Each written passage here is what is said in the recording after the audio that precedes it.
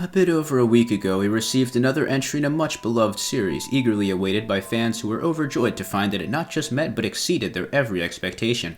I myself bought it on release and was astounded at how much fun I was having. The movement was some of the best this series had ever seen, the bosses were top-notch, and the music was fantastic. Other than Elden Ring, it was the most fun I'd had with a new release this entire year. Indeed, I never would have guessed that I would go on to have so much fun with Sonic Frontiers.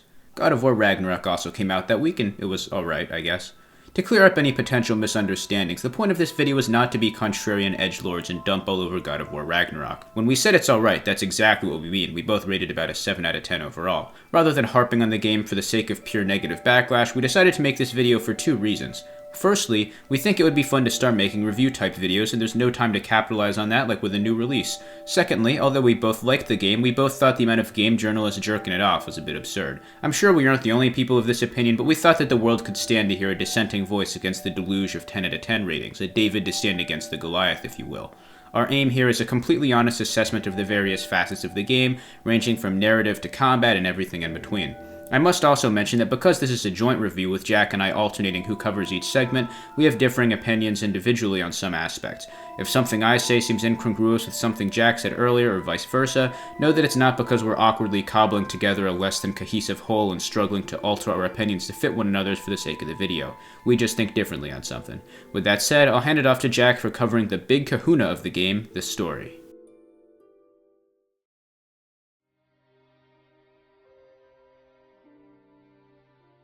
Before I begin, I'd also like to add on to Alex's introduction that everyone who worked on this game did a great job. The cast put in the best acting performance I've ever seen in a video game by a landslide, and the game itself is very good, just not to our standards that were set by dozens of near 10 out of 10 reviews from the major game journalist pillars like IGN and GameSpot. Nonetheless, this is a professional critique and not a rant, so let's begin with the game's opening half hour. God of War Ragnarok starts up where God of War 2018 left off, with Atreus, now Loki, Mimir, and Kratos in their unbecoming of God's Midgard home. After a perilous run-in with Freya, former mother to the now-dead Baldur at the hands of Kratos, Loki becomes a bear, and afterwards, Kratos gets further shocked by the unannounced arrival of Odin and Thor, former father to the now-dead Modi and Magni, at the hands of Kratos. Thor and Kratos promptly duel, jump-starting the game. Ragnarok, in a very brief, non-spoiler, overarching description, is a journey that analyzes the intertwined destinies and fates of Kratos and Atreus. What should happen to someone if they uncover their own fate and promptly attempt to change it? What if another person discovers one's fate and also attempts to change it through outside interference? Is that ultimately that person's fate, if not both people's? If one was to see their own fate and conclusion by actively avoiding it, are they only playing into destiny further? And lastly, what if fate is entirely misinterpreted by those that attempt to understand it? All those questions make up the near 20-hour narrative experience that is God of War Ragnarok, and maybe my favorite game story ever. Of course, I've skipped over just about, well, the entire exposition, but this video is less of a narrative rundown and more a critique of an experience. To both save time and avoid spoilers, I'll leave the rest for you to go through on your own journey through the 9 realms. With all that said, Ragnarok's narrative is slow, not in content, but in presentation. This is an 18 to 20 hour game that could have easily been 10, with multiple hours of the journey spent either discussing what's next or going to one of the 9 realms to discover what's next after discussing what's next. There's a lot of down periods that exist for the sake of adding game runtime. Outside of these waiting periods, however, the actual missions are very well paced and do a fantastic job balancing game time between Atreus and Kratos. In Sony's long line of 3D open world titles released in the past few years, you'll notice a trend of exceptional stories being stretched thin as paper for content maximization. Every beat of Ragnarok's narrative is kicked off and ended each by a 4 to 5 minute discussion cutscene in Sindri's house. You'd be surprised at how much time you actually spend staring at unskippable dialogue. Cinematics are an ever-increasing element in third-person action RPGs, and with modern technology's ability to render cinematics and game maps simultaneously in real time, they lose their sense of importance with the increasing amount of overcompensation. Should you think back to the days releases of the Xbox 360 and PS3, you'll notice that the only cinematics that ever occur are for major enemy encounters, story reveals, and moments of significance. Of course, given the tech and specs available now, I'm sure that would be a different story, but it's undeniable that a modern game that makes sparse but purposeful use of cinematics, take Demon's Souls 2020, is simply a more player-engaging experience for the average gamer than a cutscene-heavy case such as God of War Ragnarok. To take a very brief but important sidetrack from cinematics but still stay on the course of dragged-out story presentation, I'd like to take a moment to go over Jotunheim. If you've played the game, you know the drill. This will be the only time my negativity will just be straight up negativity and not critical with the direction, but this 2-hour horse riding and fruit picking simulator single-handedly prevents God of War Ragnarok from ever being replayable for me. The payoff for this world-changing experience is the reveal that Loki can control giant souls, which becomes greatly important to the narrative and is also quite cool to be fair, but did this exceptional reveal really require fruit plucking and horseback riding for what felt like an eternity when I can just do all of that and more at a local farm in real life?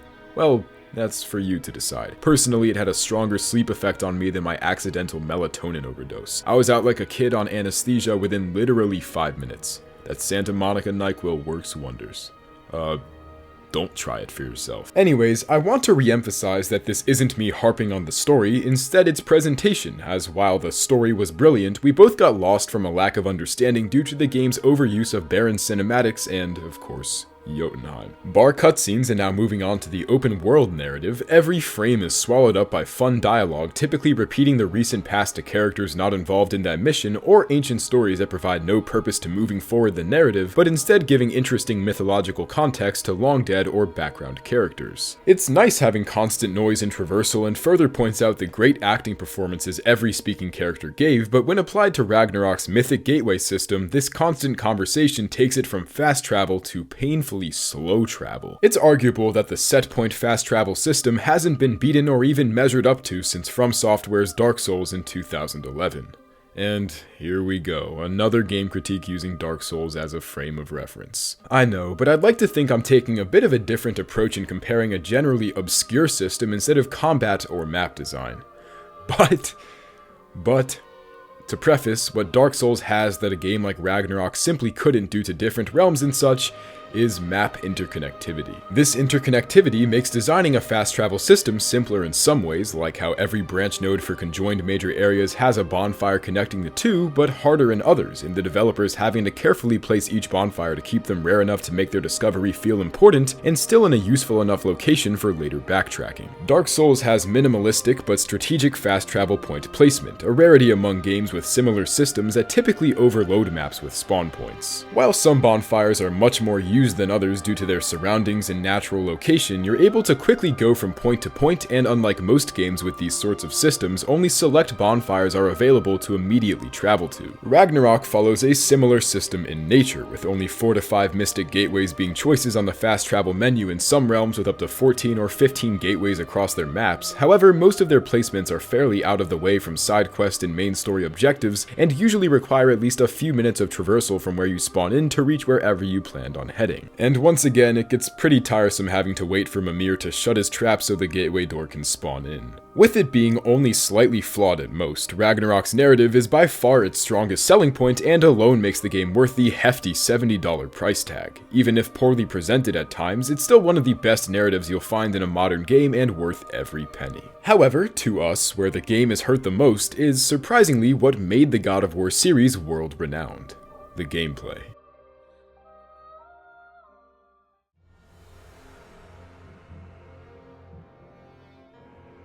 If you're anything like me, the biggest draw God of War has to you is the combat and violence. The story was always there, even in the earlier games, which people seem to have forgotten about somehow, but it wasn't all that important to me. It was the context for why I'm butchering hordes of creatures and deities and a cool backstory for Kratos. That's kinda it. This changed with the onset of the Norse saga, where they explored a new side to Kratos centered around his newfound maturity and the struggles of fatherhood. This was a bold move, but proved to be a resounding success, winning Game of the Year 2018 and garnering heaps of praise from players and critics alike. However, this change was not for everyone. Some people, myself included, are much more interested in the fun value of a game rather than the story, and this new evolution of the series undoubtedly erred on the side of sacrificing fun for improved narrative depth. One way this manifested was in the finishers, by which I mean the sequences of animations, historically QuickTime events that culminate in killing a powerful enemy or boss. These suffered drastically thanks to the narrative, due to the fact that the main cast becomes centered on pacifism to an extent that felt preachy and condemning to me. It was mocking me, like, oh, Heimdall is a real fucker, I bet you want to hack him into chunks, right? Too bad.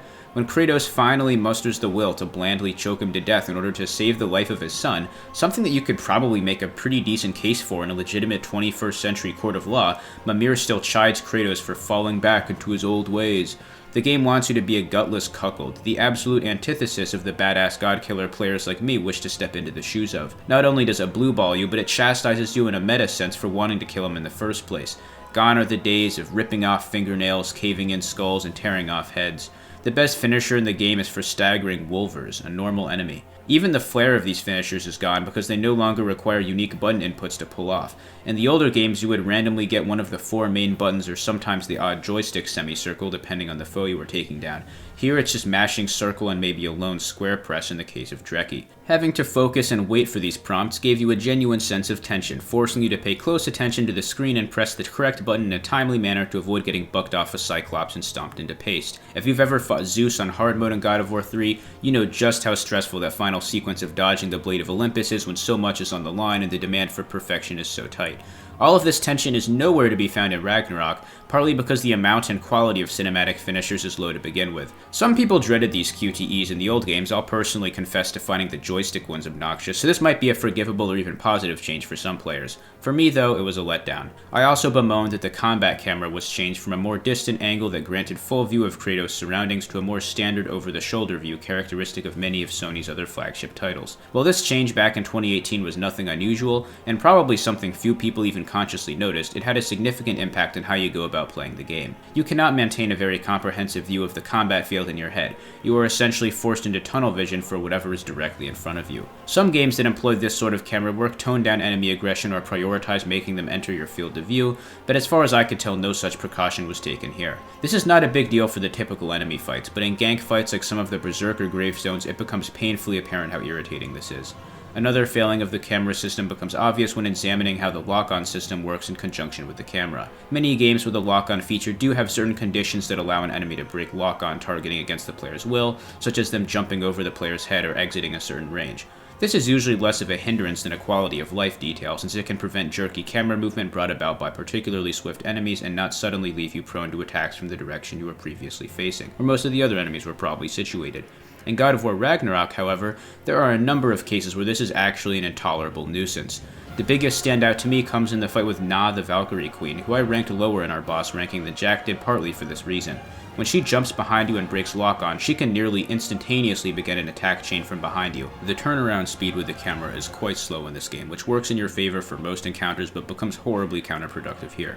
You can change this in the settings to some extent, but it's only really useful to counter this one particular circumstance.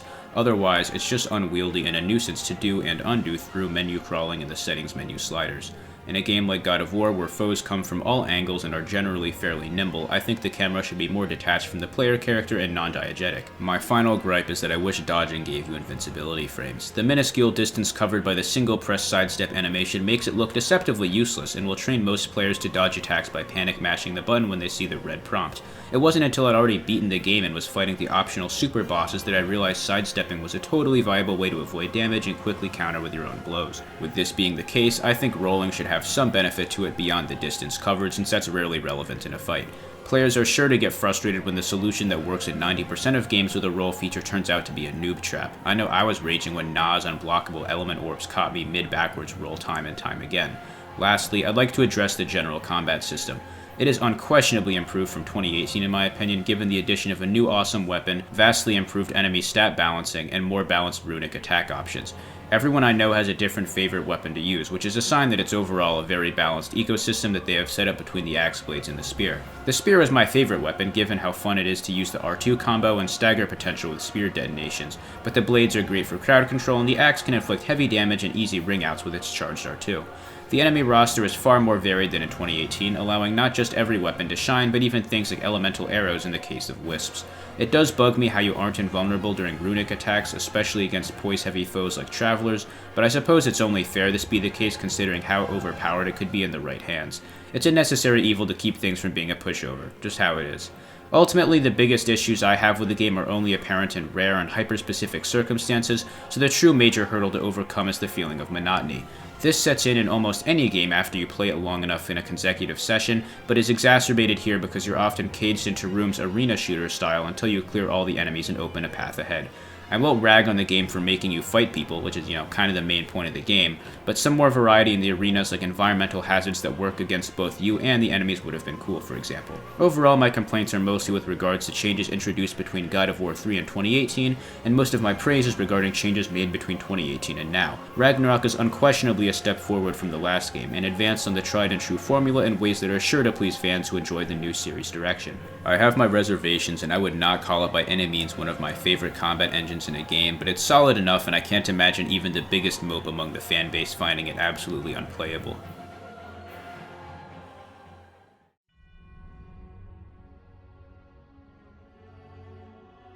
With the increasingly popular use of the third-person open-world formula, exploration-based loot systems have risen in tandem. While not inherently better or worse than other progression systems, as games grow in scale, their loot systems need to match to keep a steady feeling of improvement throughout the experience. And while it does serve its purpose and works to a certain degree, God of War Ragnarok's loot system provides a great example of meaningless improvement that replaces exploration with a purpose for exploration out of necessity. Before I analyze Ragnarok's approach, let's take a look at a loot system I'd consider perfect in design. That system would be Resident Evil 2 Remake. The game has a multitude of collectible items, all with varying degrees of usefulness and application depending on where you are in the story and such, but each item is ultimately consistent in use and you can improve your in-game strength through exploration only. Unlike loot systems, you upgrade weapons through modifications found in hidden secrets and locked safes and vaults accessible only with thorough exploration, and when you excavate each room, you're not just doing it because you'd like to, but because you have to, if you want to become as strong as possible and in turn make the game more fun. Contrary to God of War Ragnarok, Resident Evil 2 manages to merge player desire and survival in its exploration. A somewhat similar item system would be Bloodborne. Of course, it's much different in gameplay, but the overall exploration motivators are the same. You try and obtain every item you can because you both want to, and have to if you want the rest of your journey to be more enjoyable. These two games and their exploration systems can be best described as, if you will, a treasure system, as you value and consciously use the collectibles you gather. Whereas God of War Ragnarok has an item system. The materials obtained are nameless tokens on a shelf, items with only material value that become useless past a certain point. Back to Bloodborne, outside of its main game and the old hunters, it's also home to the infamous Chalice dungeons. Why are they so heavily disliked? Well, because it's clear the game loses sight of its progression exploration system. Instead of exploring out of a desire for strength, it's replaced with mindless, repetitious excavation to obtain as many nameless chalice items as possible to allow you to unlock the next dungeon, then the next, and on and on. This is similar in nature to God of War Ragnarok's item system, to come full circle. No material has real meaning to the player beyond being simply the next tool to upgrade your weapon, and I can barely put a name to any single item in the game because their purpose only serves as long as getting enough of them in the main story to where you can upgrade your Blades of Chaos beyond their use. You don't explore out of desire, but simply out of meaningless necessity. This meaningless necessity is emphasized even further in Beyond Ragnarok post-game content, where you can get simply soft-locked from boss fights and major side quests due to a lack of proper upgrade materials, forcing you to go back to previously searched areas in hopes of finding nameless item number 13 to get your Leviathan axe knob to level 8. It's grueling, it's tedious, and it's purposeless. Unlike Bloodborne and Resident Evil 2, you gain nothing from exploration beyond an overabundance of eventually useless items and maybe a couple neat artifacts as well. Meaning is what makes a game, and progression with a purpose in an action game is ultimately what an action game derives its meaning and gameplay from. This loot system works to an extent, but is disappointing in that it made little to no improvements on the same format from God of War 2018. I'm not surprised that Santa Monica didn't attempt to revolutionize exploration-based gameplay because that's not the game's focus, but as a power progression system, Ragnarok's format is repetitious and bland, like just about every other modern loot system in open-world AAA titles. This isn't the only form of progression, however. For Kratos, Freya, and Atreus, the infamous skill tree returns as your route to improvement. Surprise, it's me, Alex, taking over the back end of this segment. I'm here because boy do I hate skill trees. I can hardly verbalize why. I think I'm just sick of them. Every game ever has them now. It's like having the same thing for dinner every day for years on end. It's the least exciting imaginable form of progression ever conceived by man. Never have I ever gotten ability on a skill tree and felt a semblance of excitement. Imagine how fucked up it would be if in Metroid Prime it had you progress by killing enough enemies to get the space jump boots from a skill tree menu. The stuff you get as rewards are almost unanimously boring and unremarkable. Oh wow, I can add an extra swing to the R1, R1, R1, R1, R2, R2 combo now, whoop-de-doo. It's not like Devil May Cry where you have any sort of incentive to experiment with combos. Everything is basically the same or just upgrading an existing ability in a negligible way. I think that instead of making the skills just combo add-ons and damage increases, it would be cooler if we got new moves. Like how progression worked in the old games. I can't tell you guys how much I missed the good old L1 plus square crowd control moves, and I did not ever find a worthy substitute amongst the axe-throwing moves or their ilk. Just to briefly toss my thoughts on the loot system, I think the Nornir chests are okay, I just wish the armor and all that stuff wasn't a thing. I feel like a lot of the RPG elements they added to the progression made it less fun, although I'm a grouch who doesn't tend to like grind-a-thon open worlds, so take my disgruntlement with a grain of salt. I'm a natural-born hater with a tendency to hyperbolize things I mildly dislike. Can't help what I am, folks. Whether or not you completely agree, completely disagree, or mildly agree with the points Alex and I brought up today, I think it's worth remarking one last time that everything we've said is coming from a critical and not criticizing perspective. In an era where recency bias is almost necessary with any major release of modern media, it's important for the developers of these games to hear fair and justified criticism on top of the blind love and blind hate that almost unanimously make up modern opinions on new releases. Recency bias, as well as the large slew of what I'll call recency hate, causes a never-ending mass production of formulaic creations that get continuously praised because they follow a formula that works, think the MCU, and in the case of games like this, a formula that works extremely well. We're not here to call God of War Ragnarok bad by any means, just to point out that it does a lot right, but does so because it follows a proven formula down to a T. Nonetheless, the continuous claims of perfection from reviewers and masses of fans alike with regards to most modern story-based RPGs causes the formulas that many modern games follow to grow in volume, eventually to the point where it gets drab for gamers having to constantly play the same style of game over and over. And when developers constantly face little to no criticism, evolutions will never be made and the future development of video games will become stagnant. Just look at the quantitative rise of story-based third-person open-world RPGs in the past few years alone in the AAA video game industry. While this trend won't last forever, it will continue to grow in volume the more developers only see completely non-critical reviews, and Alex and I felt it was important to give a bit of a different opinion from the public on a massive release as God of War Ragnarok is, for the sake of speaking our truth. Was it a good game? Absolutely. It did little wrong at all, but we felt that Ragnarok also did little to truly innovate gaming, unlike the majority of other near perfectly reviewed video games that have done so in the past. Props go out to Santa Monica, and especially the cast of this game for an unbelievable performance from everyone. But while most found this to be the pinnacle of accomplishment in game design, we thought God of War Ragnarok was just alright. Thank you for your time, and if you liked this review and would like to see us do more in the future, keep in mind that meaning reviews of all games. I have many planned for the Resident Evil series, for example. Let us know. Thank you so much for watching, and it'd be greatly appreciated if you subscribe to our channel. That's all for now. Deuces.